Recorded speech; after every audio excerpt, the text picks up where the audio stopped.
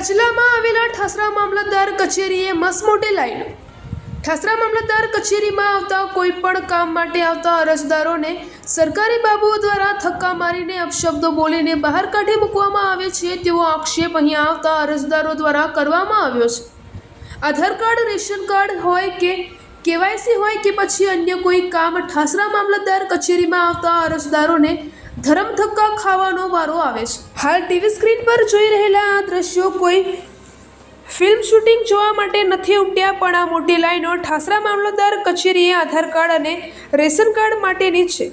અત્યારે બાળકોની શિષ્યવૃત્તિને બીજા કામમાં જરૂર પડતા આ ડોક્યુમેન્ટ માટે સવારથી જ ઠાસરા મામલતદાર કચેરીએ ખાધા પીધા વગર અને દિવસનો રોજ પાડીને લોકો આવી જતા હોય છે, પરંતુ સરકારી બાબુઓનું પેટનું પાણી હલતું નથી। તેમ છતાં સરકારી બાબુઓ અહીંયા આવતા અરજદારોને ધક્કા મારે છે અને એમની રૂમની બહાર કાઢી મૂકે છે તેવો આક્ષેપ અરજદારો દ્વારા કરવામાં આવ્યો છે।